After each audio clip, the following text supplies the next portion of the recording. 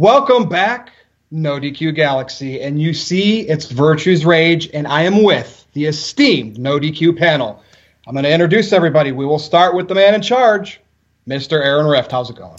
I'm doing great. Glad to be on today. I'm looking forward to talking about the upcoming Clash of Champions pay-per-view. I'm sure our discussion will be more exciting than this pay-per-view card. It's really fun to have you guys here and talk about what's going on in the world of wrestling. It's definitely one of the highlights of my week now, so we'll see how this goes. Definitely honored to be here. Cool. Hey, Jexy, how's it going? I'm glad you're back, and you know what? If it works with your schedule, you can be on every week, unless Jeff wants to come on. We might have to make room for him. How's it going? I'd love to. Pretty good. I wish the snow would go away, but not too bad. Let's see the shirt. Show us the shirt.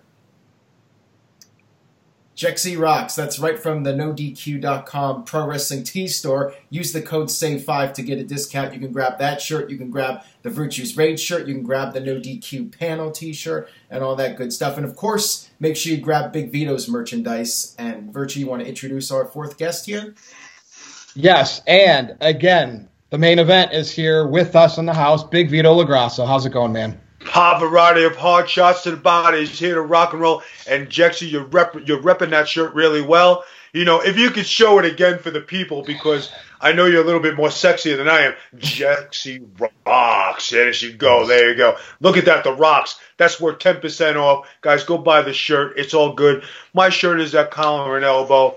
You know, it's not as sexy as Jexy, but hey, it does its justice, you know what I mean? Let's rock this show out. Let's have a good time, guys.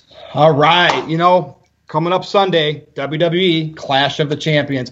Hey, Aaron, did they used to call this, maybe it was a different pay-per-view, Night of Champions? Why am I confused with this name? Well, first of all, it's Clash of Champions. You called it Clash of the Champions, so you have to get the out. It's Clash of Champions. It used to be Night of Champions. Before that, it was Clash of Champions. Clash of the Champions. I'm getting all mixed up here. Don't know what to do. It's just so confusing. I hate the name. I'm not a big fan of it. I wish they would come up with something a little bit more creative and do something different. Bring back Armageddon or bring back Cyber Sunday or just do something different. You know, this just feels like a throwaway pay-per-view in my opinion.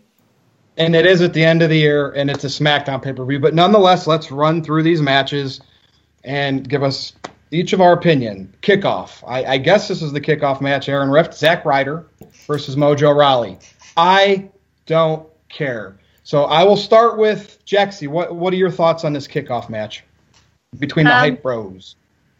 I honestly really don't care either. I think Zack will win. Nice. Vito. That's why they call it the kickoff show with the kickoff match. This is a show. This is a match that two guys that were a tag team. They're going to give one guy a push. They're not going to push the other guy. I think Zack Ryder is going to be pushed again. Mojo Rawley was pushed to a certain extent, and then for some reason, it fizzled out. This is what they do with the WWE talent. They push it to a certain extent, and then they pull the rug from under them. I think Zack Ryder is going to be on the push mode again. Mojo Rawley is going to be pushed aside. And like you said, it's the kickoff show. We got to start off with something. Hopefully it is a hard-hitting match where these guys are really showing their feelings for each other, and it's not a light-hitting match where there's a lot of technical moves. This should be I hate you, I hate you, I hate you. That's what I want to see. That's what I hope I get. I hope the people at WWE Creative are listening to put this match in perspective. It's got to be hard-hitting, and it's up to you right now. Go ahead.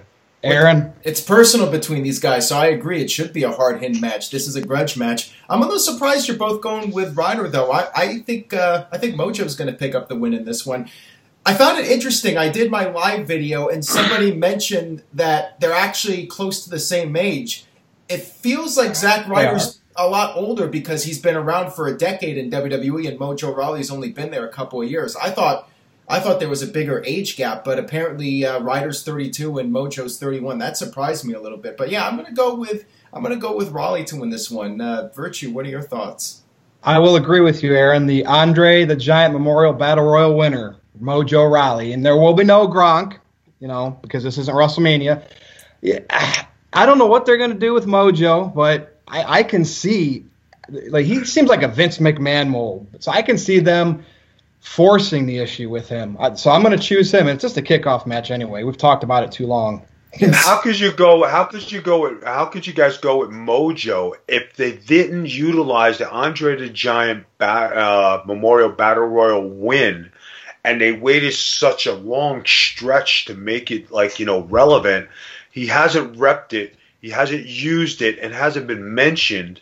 But now he's going against a rival, his teammate, his tag partner. I just think it's a grudge match where they know they have a made commodity in Zack Ryder, and if they wanted to heat him up, they could heat him up, let him do his podcast. He's a made commodity, guys. Mojo Rawley is still undefined. He has that one win in the Andre Battle Royal, but they didn't do nothing with it. They kind of left it dry. You know what I mean? And when they exposed him to let him have a few matches, they saw the inexperience in him. Well, Zack Ryder is a seasoned veteran of over 10 years in the system. So I say the best bet is Zack Ryder. I like your view with Mojo Rawley, but I think if you're going to go with the investment, go with the investment of Zack Ryder. I just think Zack Ryder was like 5 or 6 years ago. That's when he was at his hottest, But anyway, it's 2-2. Two of us are going to be right. Two of us are going to be wrong. Here's the next match, and this should be on a pre-show kickoff too, but it's not. I'm sure this will be on the main card in between two big matches. Breezango versus the Bludgeon Brothers. Let's start with you, Aaron.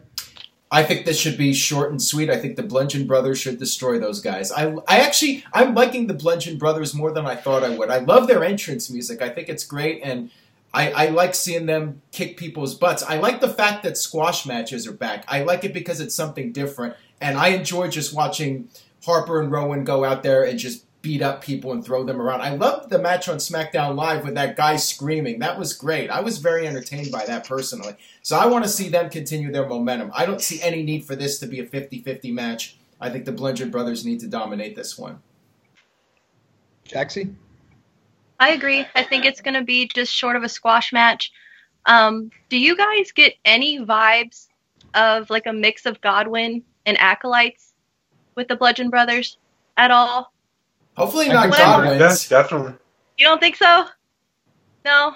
Yeah, kind of with the look, but the aggression. That's, I think, the look and the aggression of the other team, the APA.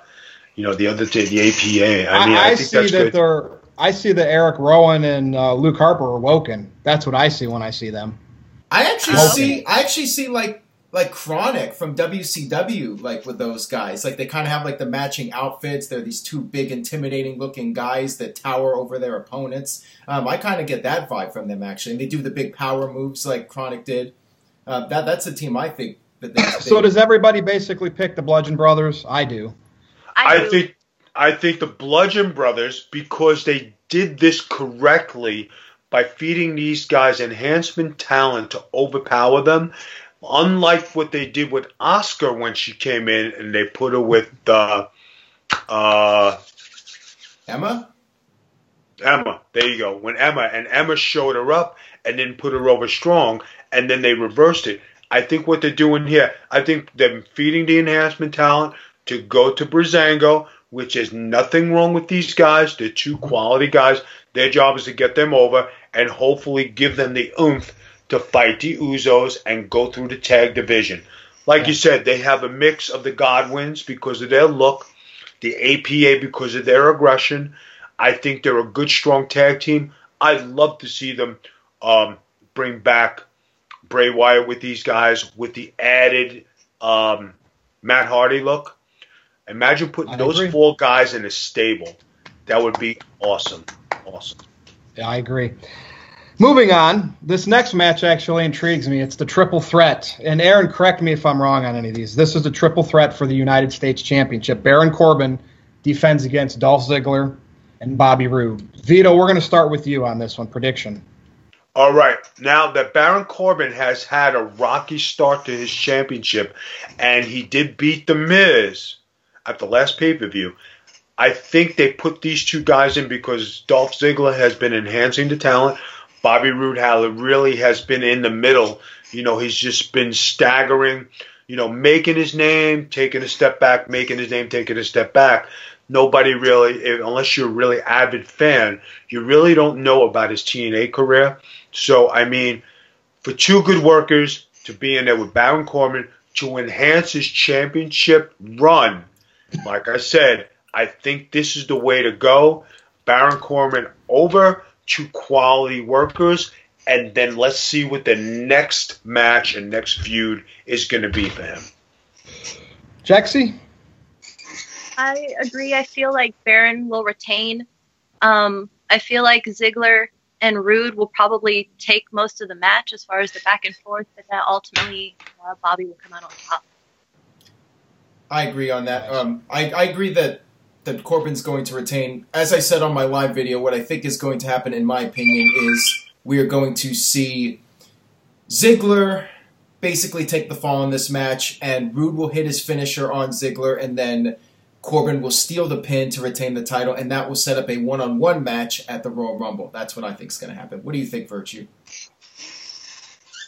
I like Baron Corbin. I like his new entrance theme, by the way, so I can see where everyone's coming from. I'm gonna throw the curveball. I say this right here, probably by pinning Ziggler, because then Corbin can lose the title and semi be protected. I think Bobby Roode's going to win it, because if he's so glorious, they can't dilly-dally around. They got to push him. I mean, seriously, he should have been pushed out of the gates off of NXT. I'd rather see him chase it a little bit rather than win the title too soon, and I'd rather see him win it at the Rumble, because the Rumble is a bigger show that more people are going to be paying attention to. This is a throwaway pay-per-view. I'd rather see Rude chase it. But something's got to happen, Aaron. So many times we see these lackluster pay-per-views on paper, and they have to pull the trigger somewhere, and I can't see them doing it on the rest of the card. Well, maybe one of the main events. We'll talk about that. That's why I'm going with Bobby Roode here, because I think it's safe. I think they can have Ziggler take the fall. And again, some protection going on with Corbin at least, and let Corbin get Chase back, I guess. I have a question for all three of you. Yeah. What have you seen that is so significant about Bobby Roode instead of being a TNA fan with his run here at the SmackDown level?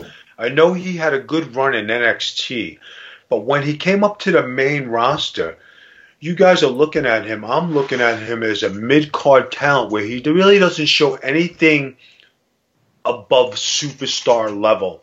I mean, he's holding his own. He's doing well. I'm not burying the guy. But he hasn't shown anything really great to make him stand out as being the guy, the man, the champ. So that's why I don't get it. It seemed like, like guys, when you watch Raw and you see Samoa Joe, he's the middle of the card guy, and he's like filling in these little spots. But he's not at that above the guy, the man, superstar level. And these are guys who have held the TNA World Championship, respectively, not knocking their careers. But when you come to the big pond, sometimes you're exposed and you don't have the credentials to be the guy in the main game.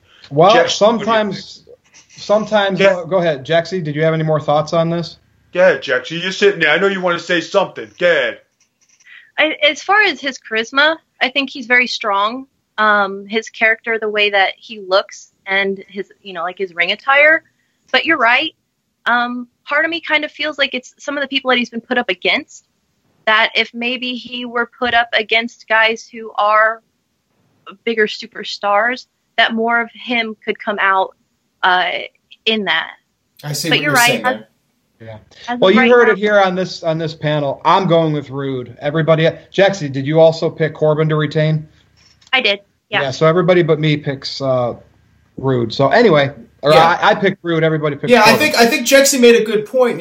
If Roode's put in there with AJ Styles, I think Roode would be able to show more. He's stuck in a mid-card feud with a guy who might be leaving the company in a couple of months. And they're not really given the opportunity to shine. So, I mean, you could look at it both ways, definitely. We'll see if Roode can build some momentum if he wins the U.S. title. Maybe that'll be the... Is it the U.S. title?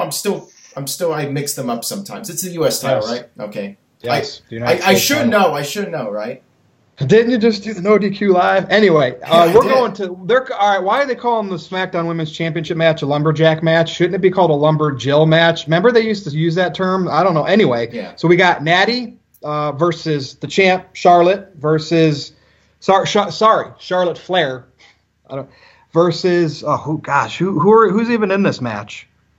It's Charlotte versus Natalia with the Oh yeah, Riot Squad and all them. It's the tag match. It's a fatal 4-way. So yes, it's the one-on-one match with all the Lumberjills. Jexy, who's winning? And anything special going to happen? Get it? Anything special? I think Natalia will win, but it will be dirty when she does. For me, looking at it, it was a couple of weeks ago where they were running the promo backstage and she was talking to the other girls, and Riot Squad came up. And she's like, oh, hey, hi, and she walked away real quick. And last week, when it was the 6-person tag match, she bailed on Charlotte and Naomi. She was like, I'm out. I don't want no part of this. I kind of feel like it's going to be one of those things where the Riot Squad is very heavily involved. And it will lead to maybe, like, the ref has his back turned, Natalia does something dirty, and then gets the win over Charlotte. And maybe going forward, it's kind of like, oh, hey, Riot Squad, you guys got Moxie. I like what you're doing. Not necessarily joining up with them, but maybe having sort of an alliance and further establishing herself in her heel role. Are you calling the title change? I am. Okay. That's actually that's not a bad prediction, because I think that it would make sense to have Natalia actually maybe align herself with the Riot Squad and have them as a 4-person group, so that way it's a little bit different from what's going on Raw. That'll change that up.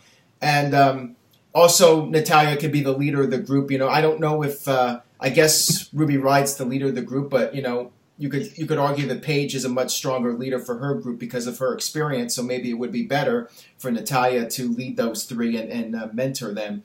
So I actually like that idea a lot. I'm still going to stick with my prediction from my own live video. I'm going to say that Charlotte retains the title. I'm not predicting a cash-in from Carmella. People ask me about that, but Vito, what do you think about this match? Do you think we'll see a Carmella cash-in? Guys, the Riot Squad is not believable. They look like 3 young ladies who still belong in developmental. Now, Jexy made a good point, about, using them guys and being in a lumberjack match and all this stuff. But guys, did you ever think that it could be a big mosh with all the ladies that are involved and everybody? You saw, like, this past week, you saw Tamina and everybody getting into fights. Well, how about you really don't see Carmella really getting involved in this stuff, right? So if they have a big mishmash and it's a definite title change with all the flow going away from the ring, what's to say you can't backdoor Carmella into winning the title over Natalia and then scooting out of the arena and, taking a beat? Because they have to protect Charlotte Flair because she is the best woman wrestler they have. I always said Natalia was a transition champion where she could take the fall and it's not going to hurt her because she's up, she's down, she's up, she's down. She's proven veteran. But with so many women involved and so many different angles they can go with, that's why they brought the Riot Squad in, to bring a lot of confusion. Not that any one of them is a dominant wrestler. But if you do have the confusion and it's going up the aisle and Natalia's in there raising her arm, what's to say Money in the Bank, slam the case, friggin' ref, ring the bell. Here you go. 1, 2, 3. Yeah. Take the case, take the belt, run out the door, get out of town. That's what I'm calling for a title change right there. So Natty wins the title and then Carmella cashes in. And this show needs something like that. I mean, that's a good. You could have her just cash in and it becomes a triple threat like WrestleMania 31. You could do that too.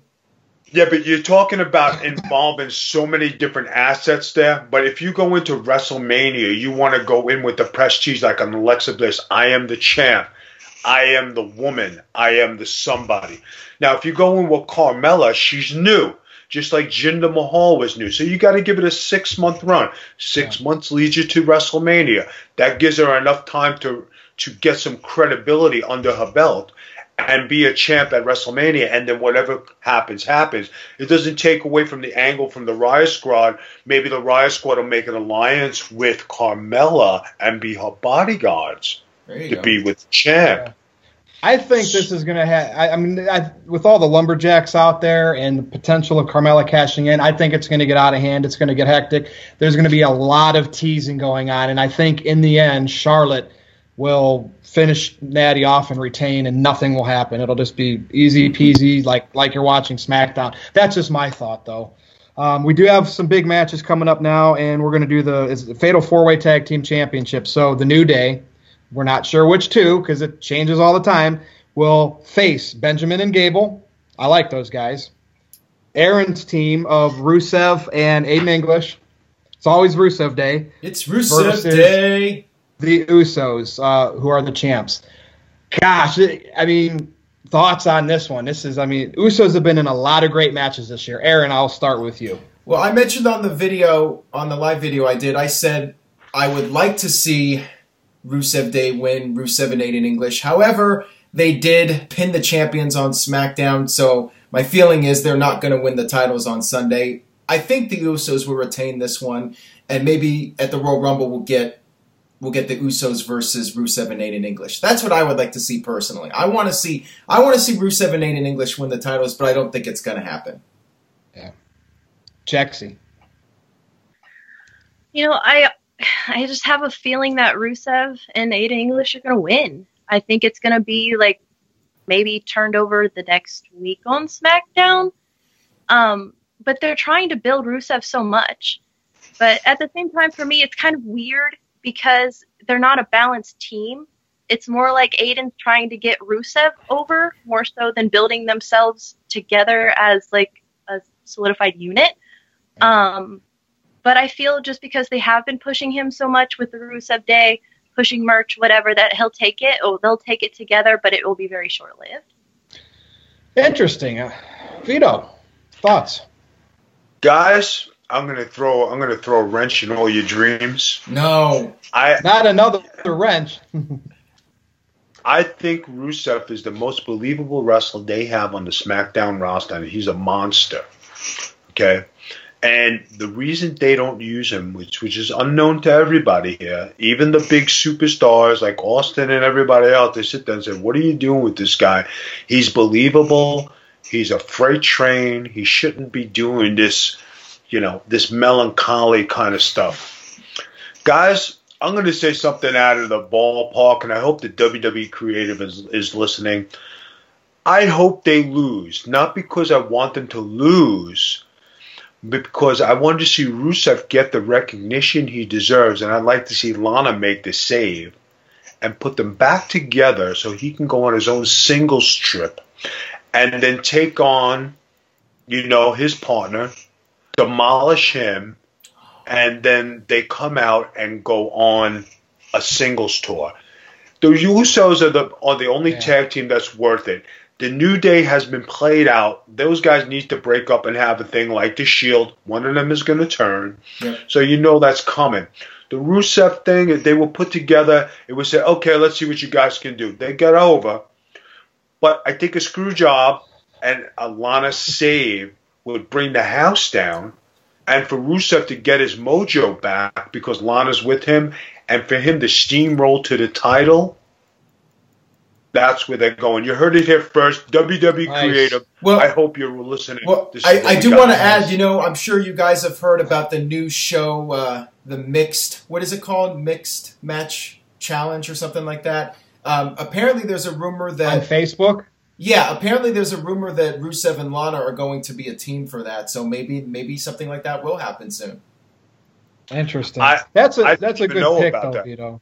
That's a good pick. I'm playing it safe, though. I'm going Usos retaining. Again, it's like they got to get everybody on the show. So let's put together, a fatal 4-way tag team match or whatever they're calling this. I think Benjamin, Gable, and Rusev and Aiden English are going to cancel each other out at some point halfway through the match. You're going to get a lot of New Day and Usos stuff again because that's been bread and butter matches all year long. I think this is going to be the final drive it home as potential feud of the year in WWE. So I think Usos, New Day will finish this match and Usos will retain. That's just how I'm going to call it. What do you guys think about this Gable tag team? I mean, I like them, but they're not. It's like the creative sucks. I mean, they're putting him in awkward spots, and I know, Vito, you know better than anybody. Doesn't matter what you have on TV, you got to make the most of it. But I think they're giving them so little it hurts them because they're talented. I mean, need both of those guys. They'd be main eventing at Wrestle Kingdom. I mean, in the tag match. You know what I mean? Chad Gable belongs in 205 Live, and Shelton Benjamin belongs on a singles run to go for one of the titles or be one of the main guys. Yeah. I mean, that's where you want to make the split. Well, and if you had to have a split come, let it go where Chad Gable goes and excels in 205 Live. Yeah. Well, I don't know what you guys thought, but on SmackDown, I thought Chad Gable came off so lame. Like, he's trying to be cool and hip, doing that promo, trying to be like the Usos and the New Day, but he doesn't have that swag. It just doesn't work for me. It's like me trying to go out there and be cool and hip, But it works for, well, no, never mind. Drew Gulak's not trying to be cool. Maybe that's why that's working. Anyway, Let's go on to the two big matches. So the first one we're going to do, it's the tag team match. So we got Randy Orton and Nakamura. Shin, right, Aaron? Shin. Weird combination, but they're the baby faces versus KO and Zayn. And their SmackDown, their WWE careers are on the line. And the referees of this match, both Daniel Bryan and Shane McMahon. A lot of potential possibilities here. Vito, I'm going to start with you on this one. No, Jexy has been dying to get something out of her. So, Jexy, you go ahead and take the... I know she had something to say on the tag team thing. Go ahead, tell me your thoughts on the tag team before we go into this. You got the floor. Go ahead. Yeah, well, I'm going to listen to the rookie. Go ahead. Go ahead, rookie. I'm really excited about this match. I like all four of the guys involved. But it's really got, as far as Shane and Daniel Bryan, it's really, really got me thinking of a couple different scenarios. Because, Daniel keeps saying, oh, well, I trust Shane, and I have Shane's back, and Shane's got mine. Well, if he really trusted Shane, why did he have to insert himself as the second referee? He really must not trust him. And when Shane made the declaration that they would be fired from all of WWE, Daniel kind of looked at him like, that's not really fair, bro. Yes. So, good observation. I think that, in my mind, the way that I have it played out, is either they're both going to be in the ring and they're going to be working over top of each other, where, say, Daniel goes to count the 3 for Kevin Owens, Shane and KO still have their beef going, and he knocks Daniel out, which leads those two to fight. Or, if it does end where KO and Sami Zayn lose, Daniel had said on SmackDown that they were going to work out the rest of the details this week coming up. So I could see kind of like a vignette maybe that they play afterwards, where if they were signing like a contract and, they finalize the details of they're both going to be the refs, Shane leaves the room and Daniel on his own adds a little clause that if such and such happens, it's void. Ooh. Yeah. And Shane doesn't know about it. We need something, Jexy. Right now it's going to feel like we're watching SmackDown. All right, are you ready now, Vito, for this? You're going to pick? All right, guys, I know you're going with KO and Zayn. Those are your boys. Well, I'm going to give you something really, really creative here, guys, and this is going to be bigger than whatever you think.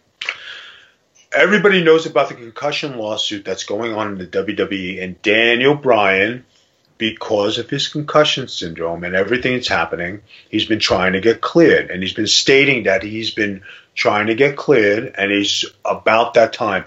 Now, if you caught the Divas show, before they edited it, they showed Daniel Bryan taking a drop kick on TV, and then he took the bump. Now, mistake on the WWE, right? You say editing problem, all right? They cut it out. He took the drop kick, and now he's not taking the bump. They put him in a referee's situation. They don't put you in a situation of referee unless there's contact. Contact to develop a match to go further. So that means that they have to have a solution for the concussion lawsuit and a solution for Daniel Bryan for him to come out and wrestle, for him to participate in any kind of contact, for him to take a bump. So, guys, about the Shane and and Daniel Bryan. Now they wouldn't put Daniel Bryan in this position unless he was going to bump or take a hit or be in contact, okay? So something's got to be cooking on their side where they came up with a solution where they're going to settle the lawsuit, they're going to settle Daniel Bryan, they're going to do something. But that would be the match of the century to see Shane McMahon versus Daniel Bryan at WrestleMania. We've already seen Shane and Owens. We've already seen Shane interact with Sami Zayn. That's not going to buy tickets or sell tickets. If you're going to sell tickets, you're going to put Shane and Daniel Bryan for the right to general manage the SmackDown people, put Daniel Bryan back in the circuit and be a wrestler again. I could see that happening. So I think it's going to be a very interesting match, but they wouldn't put Daniel Bryan in this position unless he was going to bump and unless he was going to wrestle eventually. So this is the storyline I'm proclaiming here on the No DQ, and if the WWE is listening, I hope you put everything in perspective. I hope you get everything settled. Let's go forward. Give the fans what they want. Take care of the guys. Do your thing. Go ahead, big man. Lead us again. Vito, so did you pick KO and Zayn to win the match? And Jexy, is that who you picked? Yeah. Yeah. Jexy pitches KO and Zayn. I point for a split decision where it's going to be chaos. And they're both going to... You know something that's never happened before? Okay, both of them count 3 at the same time. Everybody gets up and they hold their hands up. Right? And you have Shane with these guys. Daniel Bryan with these guys. With the yep, yes, yes, yes. Shane with the other guys. Nakamura has been so low, and he hasn't escalated into that superstar that they proclaimed. That's why they got him with Orton. Because if you really look at his matches, then what is he doing that's so special that everybody's... His entrance, okay, thank you. You notice they cut out his entrance. He's just been doing run-ins. It's too long. We're tired of your entrance. We're glad to have you. But when he's wrestling, he gives you nothing in the box. He doesn't give you anything special. He looks like a regular skinny guy. He's not muscular. He's not anything.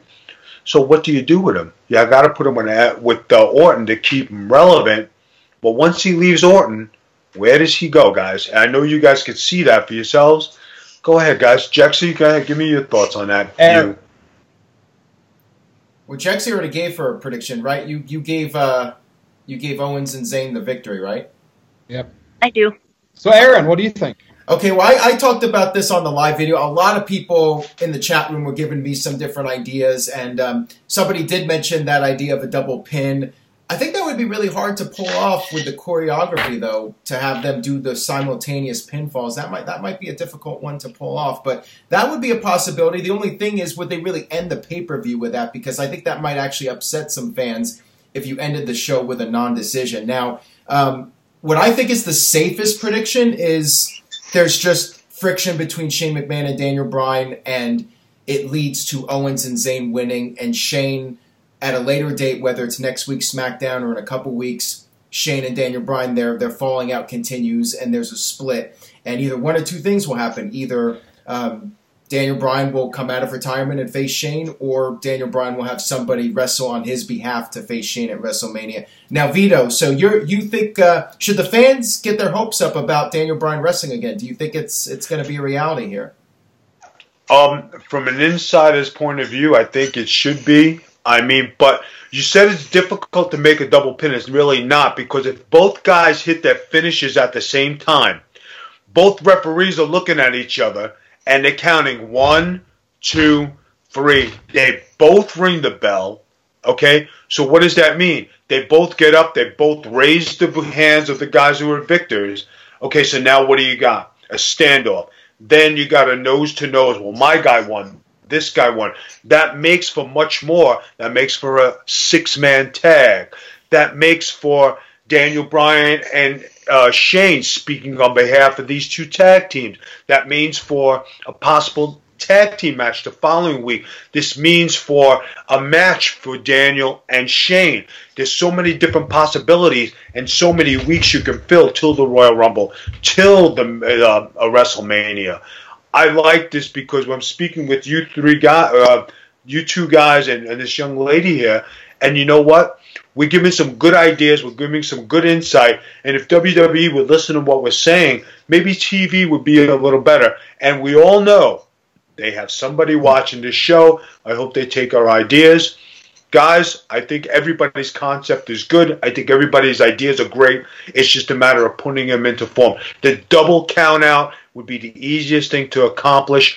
And the big fight between everybody would send the people in a frenzy, because now you have a nose-to-nose with Shane and this guy with both teams behind them. What's going to happen? Off air, nobody sees it. They can go and do their thing. But for the live crowd, great. For the people at home, they would go, holy shit, oh my God, I can't believe this. We got to listen to NoDQ, find out what happened. And then we come up and have a great show. Yeah, I think it would be interesting, and they don't necessarily have to have that close the show if there's a risk of people being upset about a non-finish. They could always put AJ and Jinder Mahal on last if AJ is going to retain the title. That'll send the fans home happy. But Virtue, what do you think? And also, I wanted to mention another person in the chat room when I did the live video mentioned maybe Randy Orton possibly turning heel on Shin and setting up something for them at WrestleMania. Virtue, what do you think about that idea? WWE is going to play it safe. It's December. You're going to think Shin and Orton are going to win this thing, and Shane's going to be happy, get rid of KO and Zayn. No heel turn by Bryan yet, but the seeds are going to be planted. Something, Zayn and Owens are going to cheat. Something dirty is going to happen, and Shane's going to see it. Or no, sorry, Shane's not going to see it. Daniel Bryan will, but he won't disqualify him, and it'll lead to KO and Zayn winning, pinfall or whatever, and Bryan making the count. And then Shane will discover this on video later, maybe on SmackDown, and be like, what happened? I think it's going to be something like that. So I'm going with Zayn and Owens based on Bryan, like, planting the seed to turn heel, now, but not officially. Virtue, Controversy. You still think Bryan's going to be the one to turn heel in this? I mean, that I find really interesting. I don't think it's going to happen now. I think it's going to be Shane that turns heel, if anybody turns at this point. Gosh, I can't believe. Like, I see Bryan doing it. I think Bryan's been faced as a wrestler for so long. I can't see Shane turning heel. Vito, you were shaking your head before we go to the main event. What's your last thought on this? Guys, remember one thing. They never changed John Cena heel at the height of his babyface run. When Hogan went to NWO, that's when he changed after so many years. Daniel Bryan is the biggest babyface and gets the biggest pop out there. What is wrong with someone who's a non-wrestler to change heel and come back as a wrestler and kick ass afterwards? That's newsworthy. That's big. That's a big turn. That's something that you would watch. They're lacking viewers. Raw is lacking viewers. They're losing viewers. They've seen every match. Having Daniel Bryan turn heel is not a bad idea. John Cena didn't do it because of merch and all the other stuff. Daniel Bryan is just a general manager. They have a general manager turn heel, a la Vicky Guerrero, who was the best heel GM around. Okay? Yep. Now you're talking a whole different storyline where Daniel Bryan has the pick of the litter. It keeps Sami Zayn and Kevin Owens relevant, because if they lose, guys, what do you have? You got to throw them to the dumpster. You got to start them over. You got to remake them, send them back down to NXT. And it can be bitter Daniel Bryan, bitter Daniel Bryan, because you won't let me wrestle. Well, then I'm going to run the show how I want, not how you want. Like, I like that. Daniel Bryan heel. Anyway, what's your thoughts? No DQ Galaxy in the comments. Bingo Hall. The Bingo Hall guys. Gosh, I can't see them. Could you imagine if they play it off where KO and Zayn lose and then they have to find their way back with tickets on SmackDown? Okay, anyway, leave your thoughts in the comments. Jinder Mahal challenges AJ Styles for the WWE Championship. Jaxie, thoughts? I think AJ will retain. But I feel like there's something maybe brewing between the Singh brothers. When they went to the ring with AJ, the one brother was talking about they're not loyal to Jinder anymore and having to kiss his feet. And, at the same time, the other brother was like, no, it's not that bad. Like, don't say these things. So I wonder if maybe those two will split up. One brother will help AJ for real, and then start a feud with them versus Jinder. But I think AJ will end up winning. That's an interesting theory. I like it. AJ winning, obviously. Aaron, go ahead. Give your views. Go ahead, Aaron. Go ahead. I know you're hot on this. Well, I think that's an interesting theory, but I don't know if it's going to happen or not. I think AJ will win. I think AJ will retain the title, although I'm not ruling anything out at this point. One would think that with Mahal losing to Triple H in India and losing, being pulled from the Survivor Series match, I would think that WWE has given up on that whole idea of Jinder going for the title again. But I don't know. I really don't know at this point. Anything's possible. But I'm going to go ahead and say AJ retains the title. And I like Jexy's idea with the Singh brothers. I think that's a creative thing to do with him. Okay, Vito. All right, guys. Now, as far as the Singh brothers go, they got to make somebody take the fall before the pay-per-view, right? So it's always the babyface getting the best of somebody or the heel getting the best of somebody. The Singh brothers are the fall guys here, all right? And I understand, everybody's got to, take their thing. As far as having precedence in this, now, the Singh brothers can turn against Jinder. They've been getting their ass kicked the whole time. They've been, being the fall guy. Like I said, Jexy came up. What happens with the Singh brothers? Both of them trying to help AJ Styles win. What happens if the great Khali comes walking down the aisle and cleans house? Because he was there as a representative of Jinder Mahal. The time to do this was in India, but leaving it until now, it makes you think something else. I would hope they would bring Jinder Mahal. I could see the Siege brothers coming in and turning on Jinder, being with AJ. But you want to know what was the best thing about the whole thing? Is that they said that it was all racist and it was all nonsense. And then when people have those opinions about wrestling, about racism, and how they can do this, I think it's a non-element. You're talking about good guy, bad guy. It had nothing to do with racism, people. When I saw some comments that were going around about the Siege brothers, I thought it was ridiculous. So let's throw that out of the box. I thought it was worth mentioning, just to mention it and sprinkle it. Vito, back when Jinder cut that promo and they were doing the still shots, the Shin Nakamura on the screen, and he did, he made fun of the pronunciation of words. I'm not going to say it on here, but Jinder has went. I don't know if that was a scripted thing or not, but there was a little bit of backlash for that. Jinder has went since.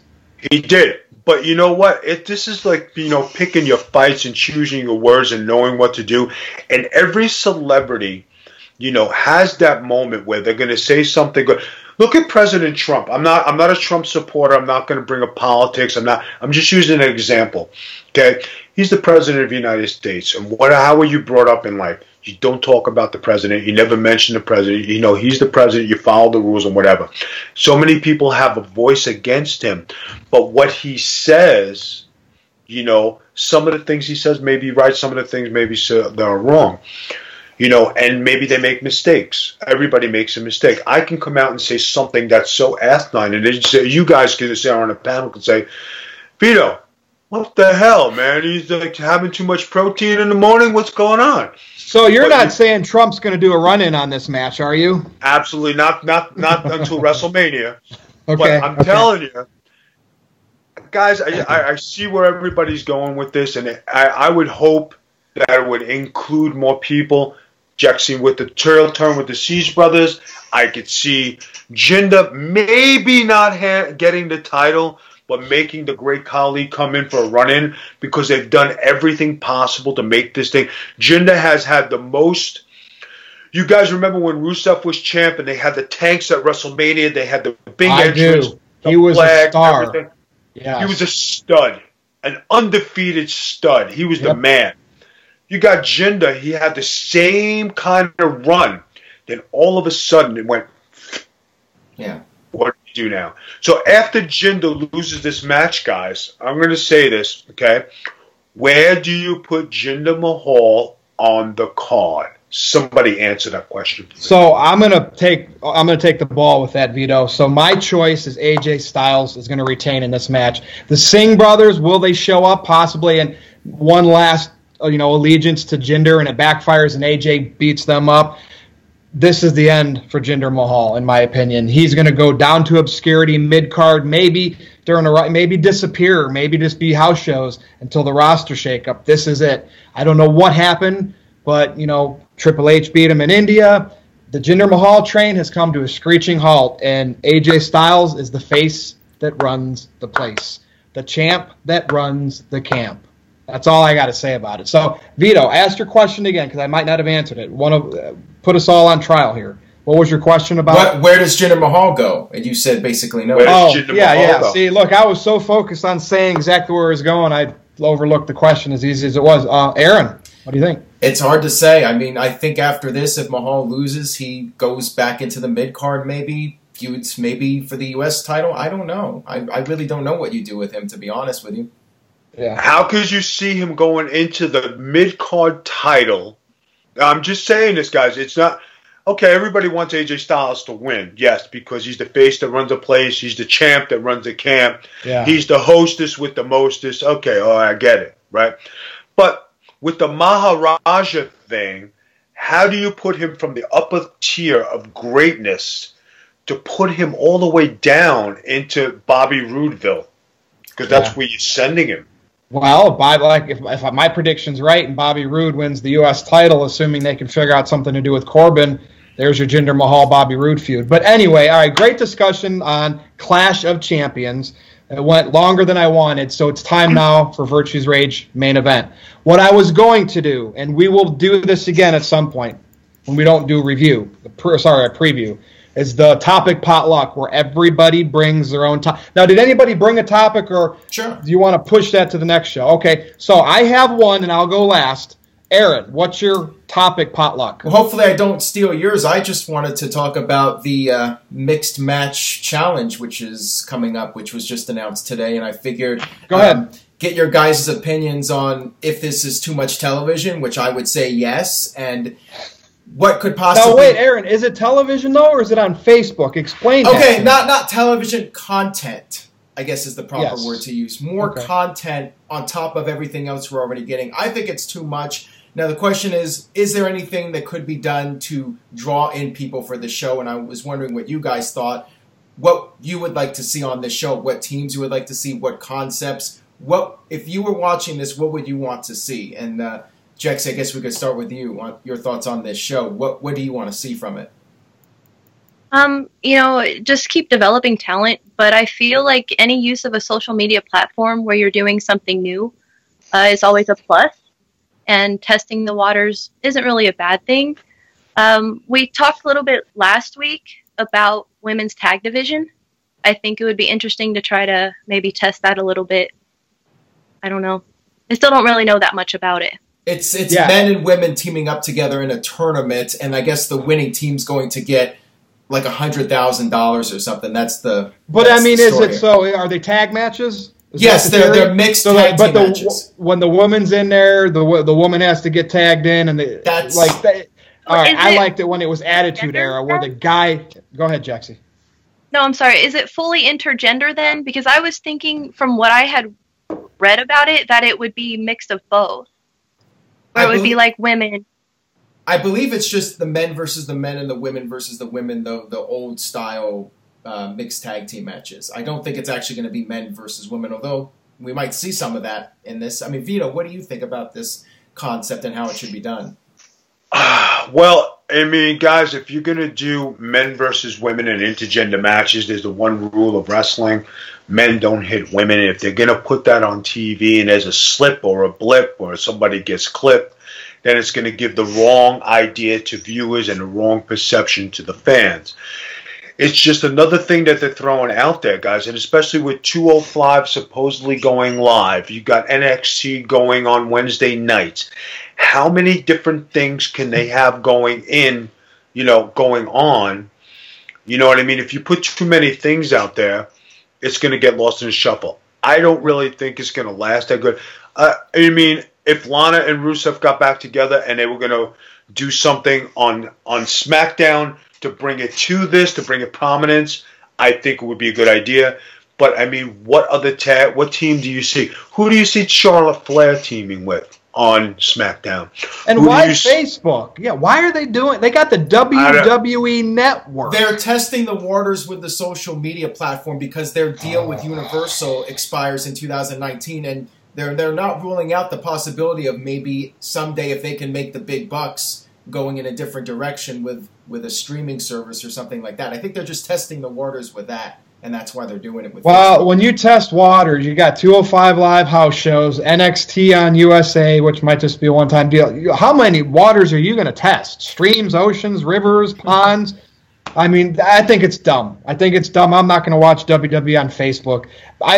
If anything, YouTube, well, whatever it's on, whatever social media it's on. Okay, my question to you, Virtue, is what could they possibly do with this that would make you tune in? Is there anything? If anything at all, maybe in between the matches, continue stories like Enzo and Nia Jax, and maybe show more on there than you would on TV. Well, I heard that would be a team in that. Vince Russo and Vito and guys like that writing these angles, that's what would make me want to see it. If Vince Russo was putting this together, would you watch it? Oh, absolutely, but I don't think he'd be pushing to put it on Facebook. He'd be doing it for Raw. Facebook, as far as video streaming and ad revenue, is getting bigger. It's going to be thanks, Zuckerberg. Pretty soon. That's a good topic, Aaron. I just am impartial on it right now. Vito, did you bring any topic to the table for potluck? Yes. Go for it. I brought to the table the Enzo and Nia Jax angle that's going on. You know, when you a certified G, okay, you G every lady in the house, all right? And if you're going to be certified, you take on all comers, all right? You take on all kinds of credit cards, denomination, it don't matter. If you a G, you service the ladies, okay? Now, Enzo has been portrayed as a certified G.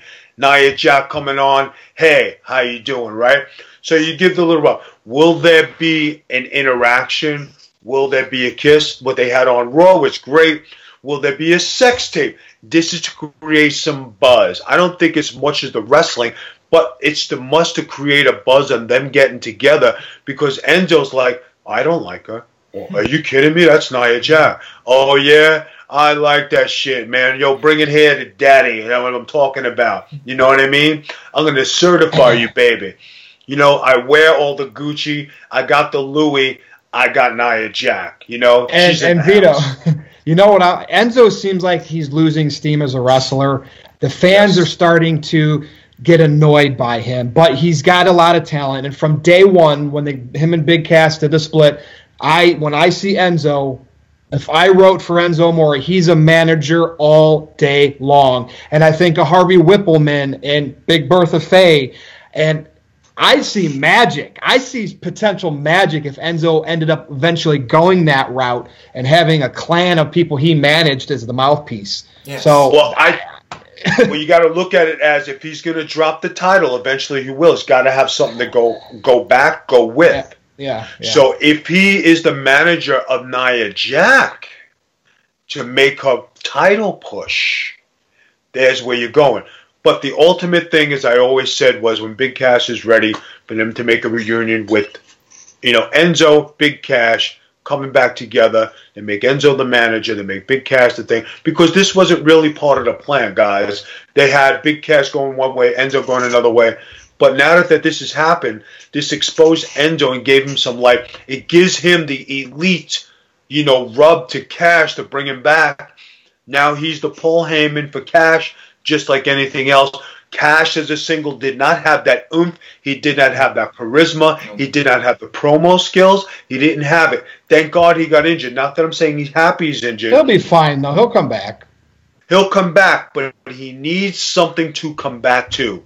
Enzo with open arms. Whether it's with Nia Jax, but I don't think so. But I could see a Nia Jax, Enzo reunion, a consummation where Enzo might be repping her. Enzo could be schooling her. It could be a love lost thing. It could be a way for him to lose the title because he's so in love with Nia.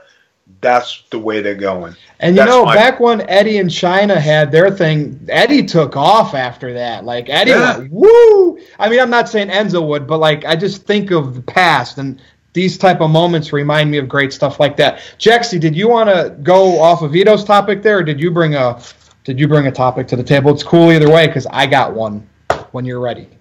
But you got anything? I have an idea, but I can wait until next week if we're running short on time.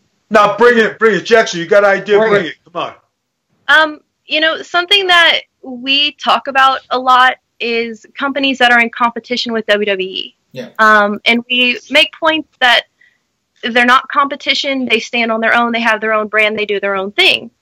Now, if you look at TNA, who has had so many troubles with name changes, with ownership changes, other things behind the scenes, you have ROH. We never really talk about ROH, but they have been strong. They've been consistent for 15 years now. And then we have NJPW. If you had to name one of those companies that was what you would consider to be the competition to WWE, who would it be and why? All right, Jexy, you read my mind because I'm going to use your topic and my topic, and we're going to kill two birds with one stone. Right. So, Chris Jericho, okay, he let his WWE contract expire. He always comes back. He was on record, right, Aaron? Or Triple H said that Jericho's boss for the rest of his life is Vince McMahon. What did Jericho do, though? He did everything the right way. He created a buzz. He knows that there's a niche fan base for Ring of Honor and New Japan, okay? His cruise, the Young Bucks are on the cruise. Remember back in the 90s, you didn't know when a guy from WWF would jump ship to Nitro. And later on in the late 90s, you'd have guys in WCW coming to WWF. We have not had TNA, nothing's ever been the same since until now. Chris Jericho, fresh off of WWE since 1999, showed up in New Japan. Everybody thinks of Wrestle Kingdom. They think of Meltzer, 5-star plus matches. What did Jericho do? He changed the game for Wrestle Kingdom. He is bringing sports entertainment. And to me, he's mentoring Kenny Omega. They're both from Winnipeg. I don't know if this has been in, I guess Don Callis, who used to be Cyrus or whatever, kind of led the way with this. But the fact is, Jericho is bringing sports entertainment to Wrestle Kingdom 12 at the Tokyo Dome January 4th. See, I'm plugging it. I'm so excited. And I think what's happening is you're seeing he's showing up. Hey, Vito, you'll like this. Kenny Omega got color. You're seeing things like you didn't see since the Attitude Era because of this feud. And I think it's awesome. I wish it's going to be easier to watch. It just sucks it's going to be on a Sunday night here at like 2 a.m. So I think, Jexy, New Japan / Ring of Honor. I consider New Japan Ring of Honor Far East. Does that make sense? So that to me, that's Aaron. What are your thoughts? Yeah, I think that it's definitely very intriguing. I'm going to be checking out that match for sure, and I know a lot of other fans will as well. I think it's going to help perhaps create some new fans for New Japan and Ring of Honor too, and it's a good thing in general. 2018 is going to be a really interesting year, not just with the Jericho Omega stuff, but also the show that Cody is putting together with the Young Bucks. That's going to be really interesting to see if they can pack a 10,000-seat arena. I'm really curious about that. I think that'll be a sign. If they can pull it off, that'll be a sign that we might actually have some momentum going. It would be great, like if somebody like from ASX, Mark Cuban, somebody who has a lot of money, would invest in Ring of Honor or New Japan or something. That's what it's going to take. Something to where somebody with money can get them national exposure and give them a major budget to work with, because the last time I watched Ring of Honor, the thing I didn't like about it was it felt very low rent. The lighting was poor, and I didn't really like the announcing that much. It just felt like an indie show. I think if they could up their production values and present it as more of something mainstream with a bigger production value, I think they could have some real potential in 2018 and beyond. Big Vito, close it, take it home with this topic. I'm going to take it home because I wrestled in the 90s when everybody was trying to compete with the WWE. I wrestled in all the territories. I wrestled for all the hot promotions that were there before I was in ECW and WCW. People forget the XWF, the NoDQ in Japan. He's talking about the NEW. NWE in over in Europe. You're talking about the guys over in Germany. You're talking about Brian Dixon or All Star Wrestling. One thing guys forget, and everybody hopes, and everybody says competition. And I told everybody this, years, and I say it all the time. If you're not yourself and you don't make your own promotion, you're not going to be competitive. And I tell you why. Everybody says, you're right off the gate, we got the talent in this room. We could do this. This is what's going to bring us to the top. Guys, you're not going to compete with the WWE. But if you bring your own brand of wrestling that makes it popular, you will be your own entity. Everybody's talked about the NWA, because what's his name bought the NWA. But where is Billy it going? Corgan? Barry Corgan. He bought the NWA. But the NWA has been dead for 20 years because there was so many outlets to it, right? So you really got to throw that out. Then you talk about Carlos Colon with the WWC in Puerto Rico. That was its own entity because it was in Puerto Rico. Could they compete with the WWE? No, because there was no money, there was no backing. But they had their own brand, they had their own fan base. The ECW, it was a cult following, okay? Yeah. The XWF never got off the ground. But remember, our first 3 shows, 8, 10, and 15, and all we did was infomercials with Hulk Hogan, Jimmy Hart, Mr. Perfect, myself, Buff Bagwell. I was the opening match with Buff Bagwell, and you talk about a full house down in Disney. We had full houses everywhere we went, but then Vince bought up all the talent, so that cut everything. And that's my thing is in the 90s, everybody was like, and I'm sure you guys don't remember because you might not have been in that time, but MSG used to put everybody's wrestling on TV. Guys were going to MSG, and I used to get up and say, listen, the only MSG we have is in our Chinese food. Why can't we be ourselves? And it's the truth.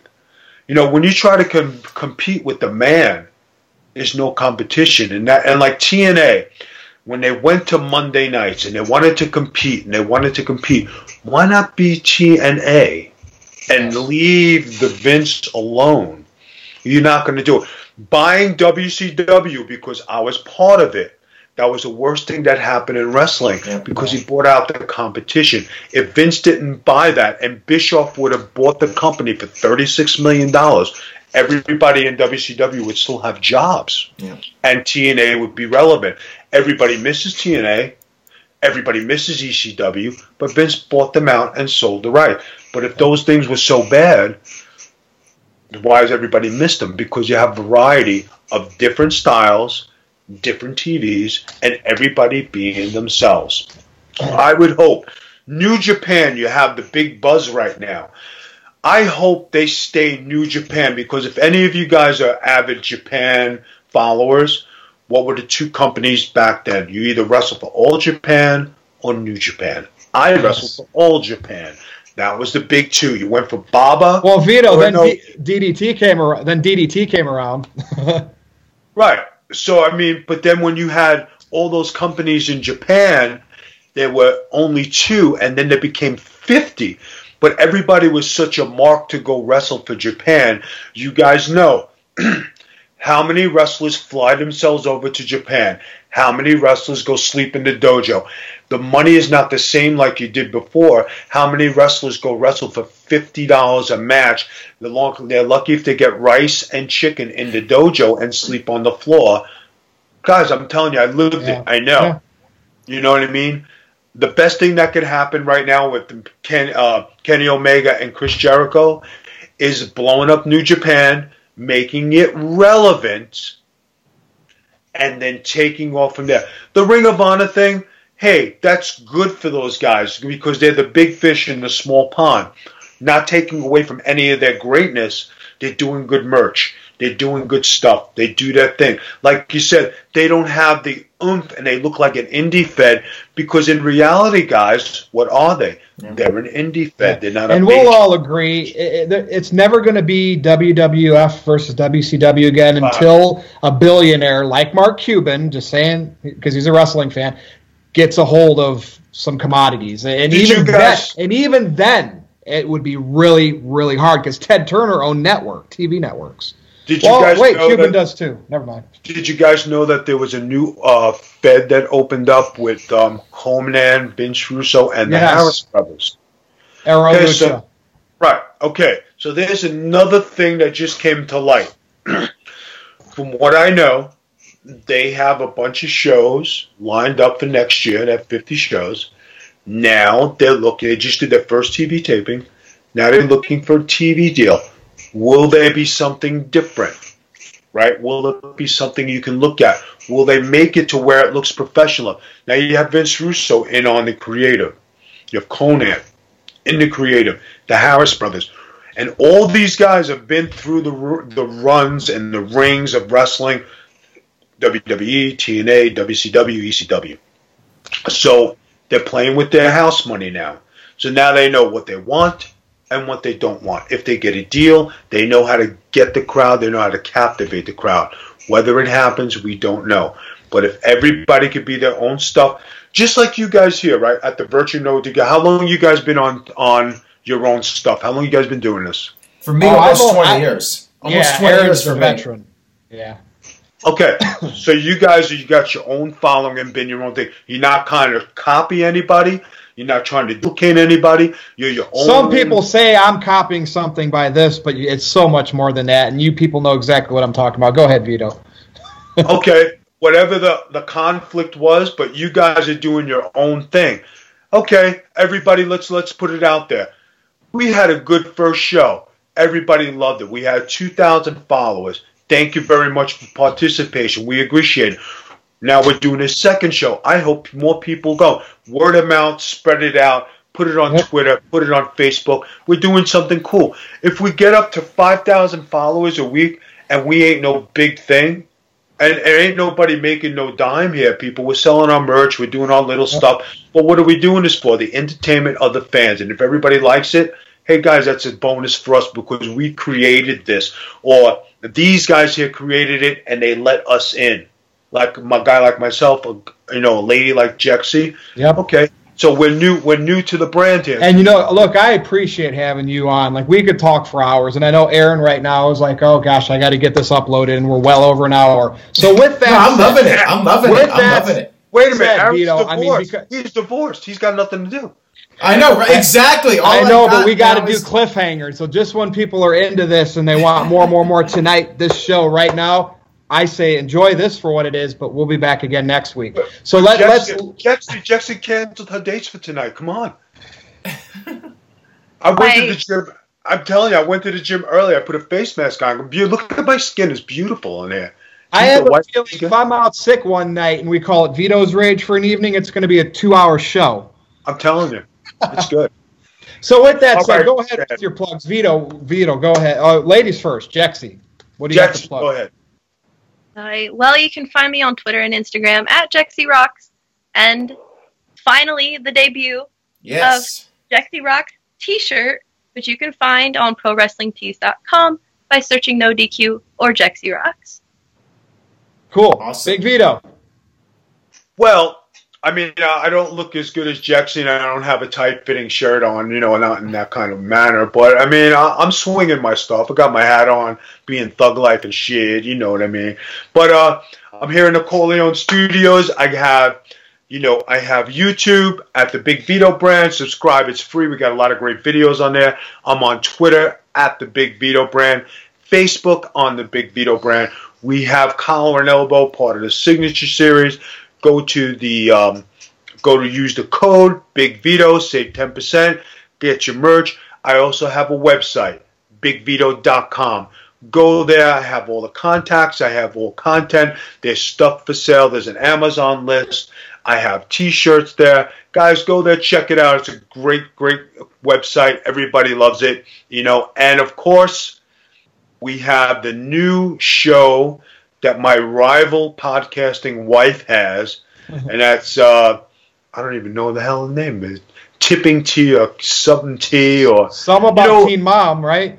It's Teen Mom related, and it's on the Russo podcast. They just did it. It's something cool. If I didn't plug it in some way, shape, or form, I'd be bad husband. But okay, go see my wife's thing, all right? And that's enough. But anyway, But right now, we are plugging Virtue's NoDQ.com because this is going to be the top-rated show. It's going to be something good. It's on Podcast One. Guys, check it out. It's not on Podcast One, but it is on YouTube for now. It's for now, but, I have high aspirations for this show. I like it. Stars. I'm telling you. Guys, I'm done with my plugs. Go ahead and finish it out.